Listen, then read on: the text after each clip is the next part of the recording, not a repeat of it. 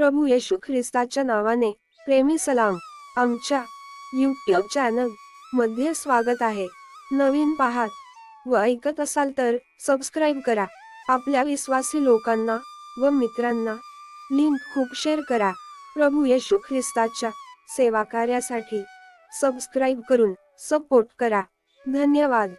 12व्या प्रेषिताची नेमणूक. प्रेषितांचे कृत्ये 1 अध्याय 12 ते 26 वचन पर्यंत. मग यरुशलेमेजवळ म्हणजे शब्बात दिवसाच्या मजलेवर असलेल्या जैतुनांचा डोंगर म्हटलेल्या डोंगरावरून ते यरुशलेमेस परत आले. आणि आल्यावर ते माडीवरच्या एका खोलीत गेले.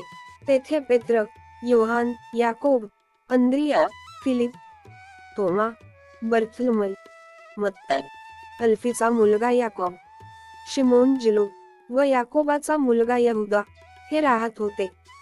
हे सर्वजण आणि त्यांच्यासह कित्येक स्त्रिया, येशूची आई मरिया व त्याचे भाऊ एकचित्ताने प्रार्थना व विनंती करण्यात तत्पर असत.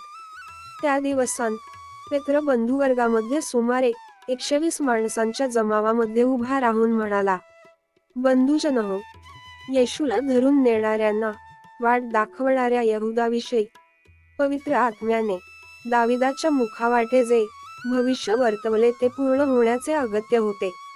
त्याची आपल्यामध्ये गणना होती आणि त्याला ह्या सेवेचा वाटा मिळाला होता.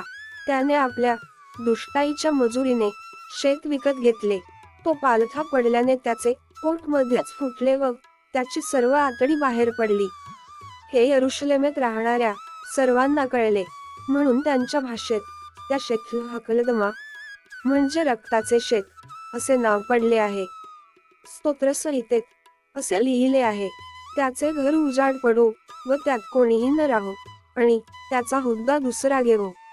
म्हणून योहानाच्या बाप्तिस्म्यापासून तर ज्या दिवशी प्रभू येशूला आपल्यापासून वर घेण्यात आले तोपर्यंत, म्हणजे तो आपल्यामध्ये येत जात असे, त्या सगळ्या काळातही जी माणसे आपल्या संगतीसोबतीत होती, त्यांच्यातून एकाने आपल्याबरोबर त्याच्या पुनरुत्थानाचा साक्षी झाले पाहिजे.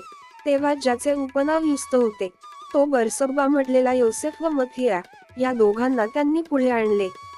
मग त्यांनी अशी प्रार्थना केली, हे सर्वांची हृदय जाणणाऱ्या प्रभू, हे सेवकपद व प्रेषितपद सोडून आपल्या जागी गेलेल्या यहुदाचे पद ज्याला मिळावे, असा ह्या दोघांपैकी तू कोण निवडला आहेस ते दाखव. मग त्यांनी त्यांच्यासाठी चिठ्ठ्या टाकल्यावर मत्तियाची चिठ्ठी निघाली. तेव्हा त्याला 11 प्रेषितांबरोबर गणण्यात आले.